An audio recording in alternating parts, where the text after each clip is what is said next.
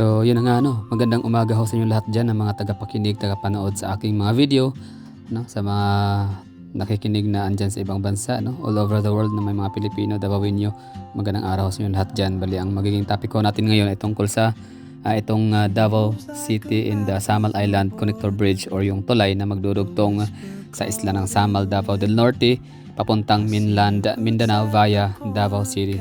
So, recap lang ho tayo. Ang tulay ho na ito na tinawag nating SIDC or Samal Island Davao City Connector Bridge ay isa sa mga proyekto, no, na nakapaloob sa napaka-ambitious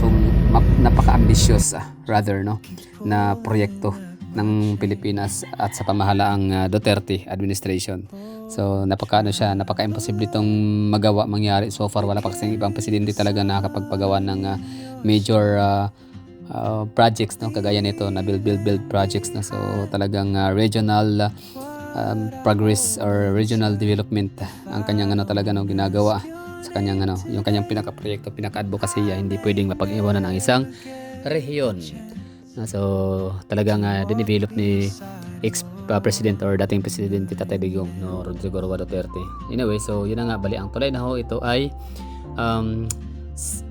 sinimula, no, inaugurate or nagkaroon ng groundbreaking sometimes in July or sometimes in 2022 nung hindi pa ganun katagal nang nag-assume sa office si Presidente Bongbong Marcos and Vice President Sara Duterte and Mayor Basti Duterte. So sila yung nag-groundbreaking sa Samal Island and dito sa may Davao City landing and approach area sa may Lanang. So yung nito naman, ito naman ay bakit ito naging proyekto ni Tatay Digong kung si BBM ang groundbreaking tsaka si VP Sara Duterte, si Tatay Digong naman ang gumawa ng project, no, inisyatibo niya ito ay kanyang parte ng nakapaloob or kasama sa kanyang programa nga na regional development or build project. So ito ay project loan sa China. Pagkatapos nagkaroon sila ng loan agreement, nagpirmahan, no, ng kasunduan noong April 21 or sometimes in April 2021. So panahon pa ni Tatay Digong as president. So masasabi talaga natin o matatawag nating pinakahuli, no, sa listahan na makatanggap ng proyekto ng build project sa national nananggagaling sa national funds ay ang Davao City. So buti na lang talaga, no, or else wala talaga kaming makukuha ang proyekto kung talagang pinaasa or iniasa ni Tatay Digong kay Bongbong Marcos, kasi wala talaga ang talagang bitbit na banner kasi ni Bongbong Marcos na continuity. Hindi ako talaga nabudol sa sinasabing unity, yung ganon. Yung akin talaga is continuity. Sa totoo lang, sobrang gustong-gusto ko talaga yung pamumuno at pamamahala ni Tatay Digong as presidente. At dahil sa nangako itong si Bongbong Marcos na ipagpatuloy niya ang mga simulan ng Tatay Digong at kung hanggatapos ay tatapusin niya. So yun, binoto ko siya. Parang kasi ginagawang parang mensahe or parang message na sa mga botante ng mga Duterte or mga Duterte solid supporters na iboto nyo ako, kayo mag-alala kasi halos wala kaming pinagkaiba ng advokasya ng dating Pangulong si Rodrigo Duterte. Anyway, so ang dito, yun na nga, bali 2021 nagkaroon ng loan agreement ang China People's Republic of China and the Philippine government, no. Tapos yun na nga, inaugurated sometimes in 2022. I mean groundbreaking 2022. Tapos so kung simula noong 2022, ito ay projected to be completed by 2027, so that's 5 years in the making, no.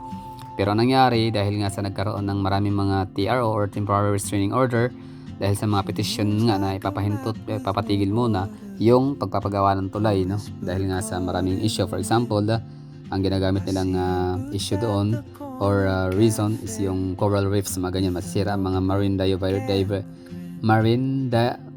marine lives na lang ganyan, no, sa area sa may Samal and Davao Street, ano ba tawag dyan, Pakiputan Street, no. So masisira daw yung mga coral reefs. So sometimes somehow, no, parang ano yun, dinidig ng ano ng Korte Suprema. Basta yun yun, so pinagbigyan. So TRO muna, like if I'm not mistaken, parang napinding siya ng 4 to 7 months. So medyo matagal-tagal din doon. Then yun.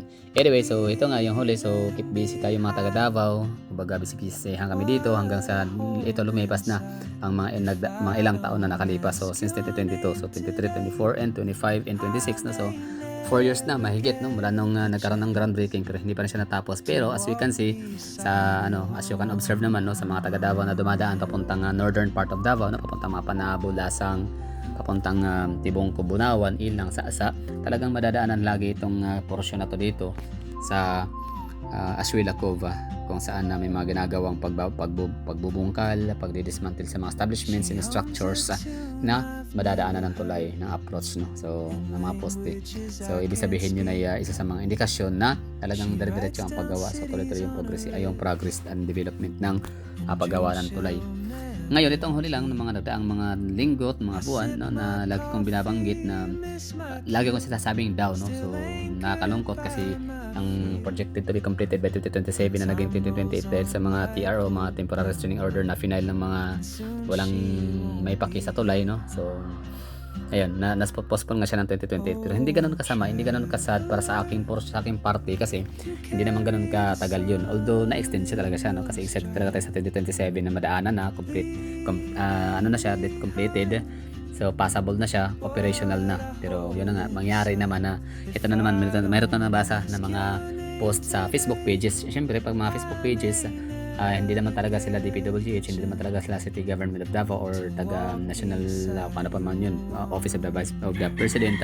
So medyo hindi natin siya makitaan talaga ng legitimacy sa mga news.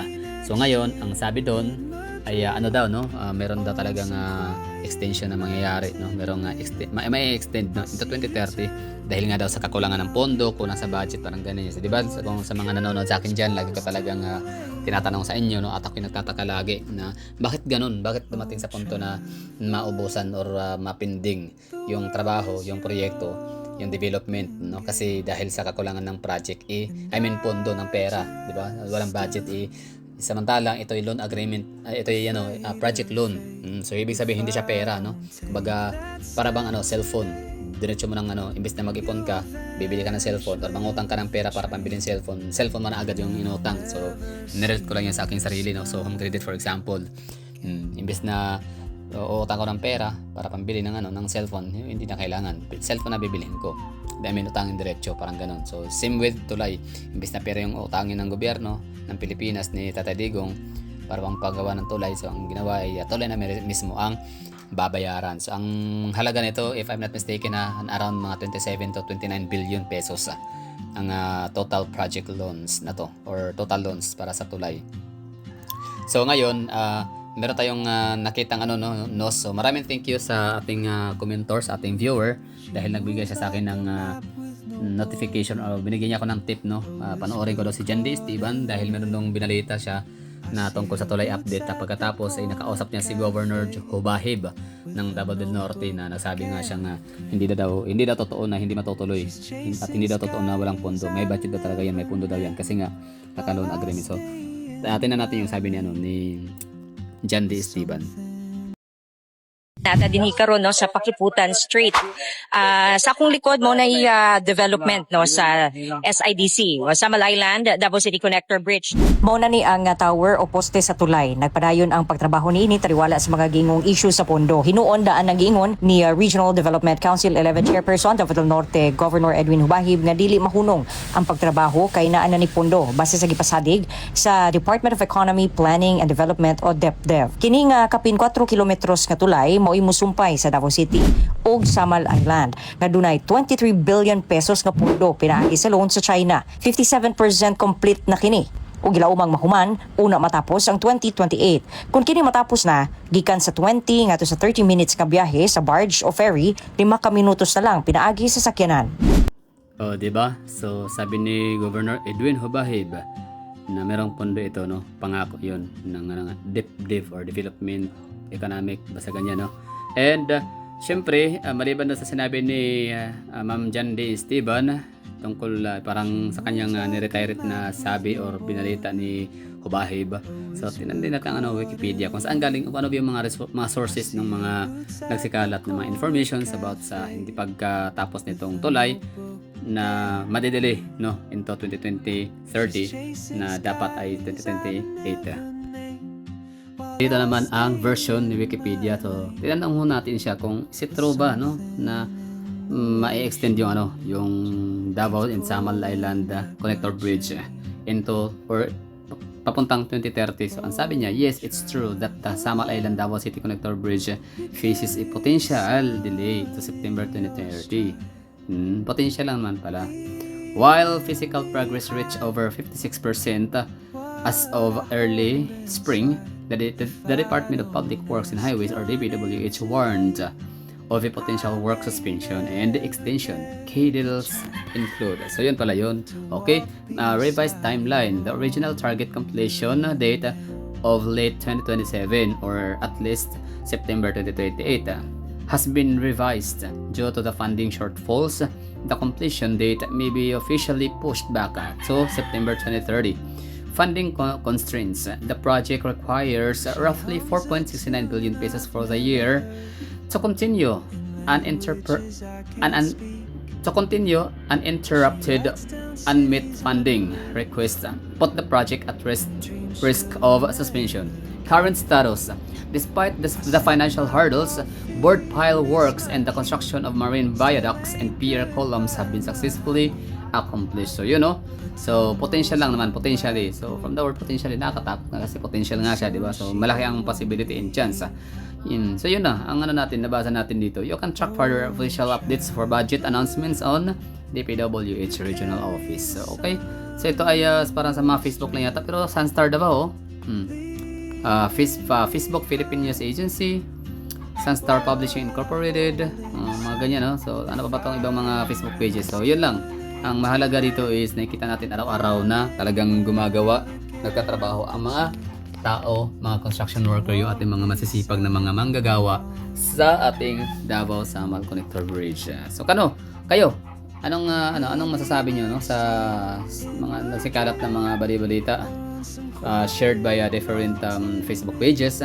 Ang iba legit, ang iba hindi, no? Na yun na nga, magkakaroon ng extension by 2030. And ano naman yung reaction ninyo at komento, no? Yung assessment niyo sa sinabi ni Governor Edwin Hubahib kay Miss Jan D. Esteban na yun na nga, hindi totoo na magkakaroon ng extension for 2030 completion. Kasi nga, completos ang pera. May budget talaga dyan. So, yun lang.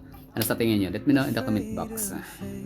If I don't take that step today, you'll vanish with the train, and I'll never see your smile again.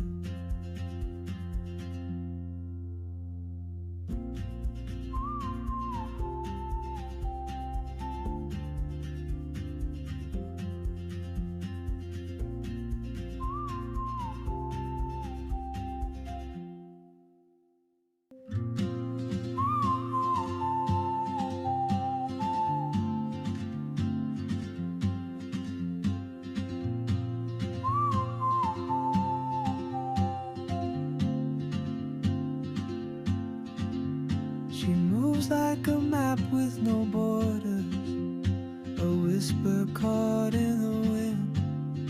I see her boots at the corner cafe with a notebook and a grin. She's chasing skies I've never named while I stay in my lane. But something in the way she moves keeps pulling